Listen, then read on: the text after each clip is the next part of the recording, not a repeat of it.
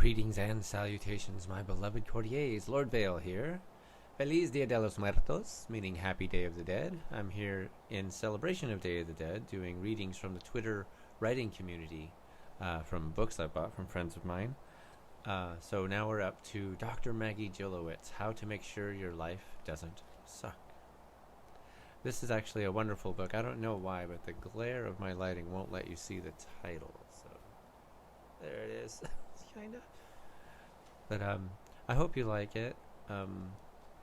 In the background, as always, is playing my beloved Tosca Sisters movie, Dead Hooker in a Trunk. I probably forgot to mention that in a few videos ago, but there it is. And this is my own bunny, Vizarath. I always wanted to do a horror show, and he was going to be my co-host. So there's a whole backstory about him that I wrote. I think it still would be quite entertaining if I ever get to do it. So the plan is not off the table. Behind me is a 20-year-old horror collage that I made of like super classic horror movies. And what I'm going to do with it is actually find a way to redo it with neon lights and stuff like that and donate it to a club that I went to back when the world was normal, if they, end up opening to the world. Anyway, so here we are. I think a book like this would help a lot right now, especially in these times, with the world being uncertain and some countries going on the verge of lockdown. People may not be dealing with it as well as they would like to, and that's because we've never had to deal with things like this before in our lifetime. I mean, historically we have, plague, Spanish flu, and stuff like that, but we're dealing with it in our lifetime now. So people may be going through some things, and if you don't know how to handle something, turning for help is not a bad thing. And if you can't seek counseling, maybe read a book like this. It's not like your normal self-help book. This actually speaks in a language that I understood and greatly inspired me in my daily life. So I'm going to read you a passage from that right now. And all my passages are random. As I've said in my other videos, what I like to do is just kind of give myself little previews, like movie previews, by reading just a page here or a page there before I read the whole book. So that's what I'm doing for you, just reading a page here or there. So here's Dr. Maggie Gilewicz, How to Make Sure Your Life Doesn't Suck.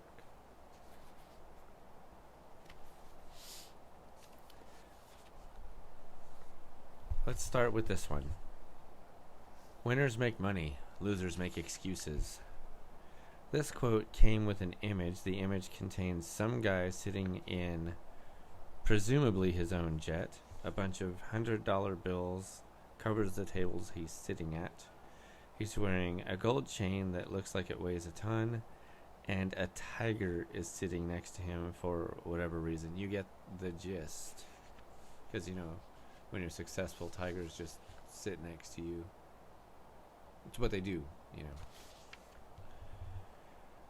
Where do I even begin? The idea of success reflected in this particular image has everything to do with material possessions.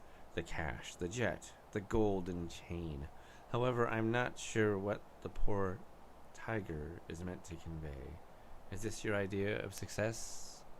The tiger probably conveys power. Like, I have power over this mighty beast. I can command it at any moment. Or at least command its presence at any moment. I don't know. Never understood that one. This would be the first question to ask, but the language used in this particular quote is even more important. You can be one or the other, a loser or a winner. There's nothing in between. Do you feel motivated or inspired when you hear these kind of words or statements? That's another question I'd ask myself. While I find the image rather funny, I don't even treat it seriously. There are people who use these types of messages and images to motivate others or themselves. They reflect their beliefs about what success looks like and how it is achieved. And not only on Facebook or Instagram, but in real life too. I witnessed it myself when I was in Africa last year. Everywhere I looked, on TV, in adverts, in some music videos, and on the streets, there were plenty of private jets, big furs, cash, fancy cars, and hot chicks. And all of this takes place in a country where so many can barely make it through the day because they have nothing or very little anyway. The winners and losers categories appear to be very popular on Instagram. Let's take another one. Winners are not people who never fail, but people who never quit. At first glance, it kind of makes sense, but because it's true that everyone fails, and failure is a normal part of the process when we're trying to achieve our goals, so it's good news that it's okay to fail, and you're still a winner even when you fail. Let's not forget about that. But wait, there's a catch. You can only be a winner if you never quit. Shit! I'm a loser then, given that I quit many things many times in my life. Can you see how much nonsense two simple sentences can contain? Remember, this is a quote that is meant to inspire you and to motivate you. Here's another one. If you don't have really big dreams and goals, you will end up working for someone else. Sounds almost like a threat to me. I thought that it would be great to work for someone like Richard Branson. Silly me. The message here is this. Make sure that you have not just big dreams and goals, but really big dreams and goals, okay? Because you're clearly screwed if you don't. Kidding aside, it doesn't matter whether your goals and dreams are small, medium, or big.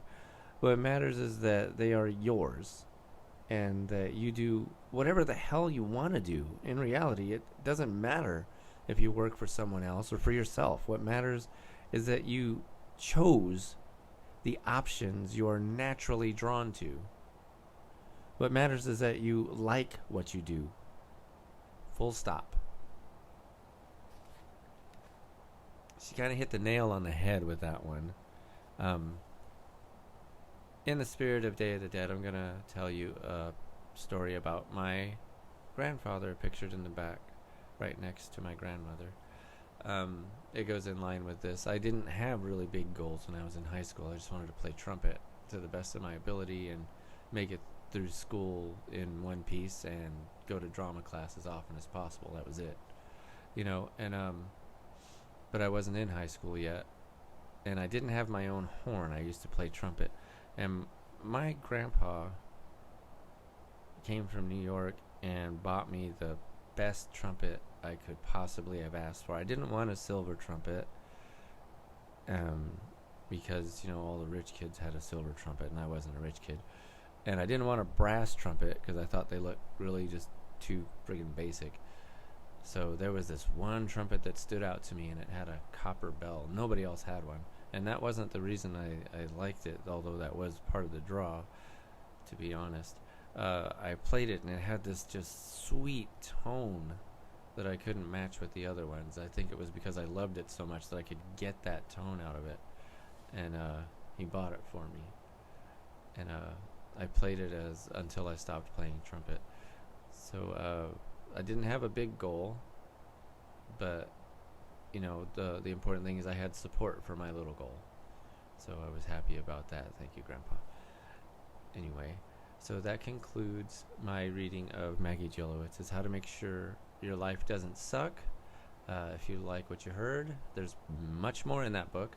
So go ahead and pick it up. The link will be in the description. I love you all. Have a wonderful, wonderful, wonderful evening.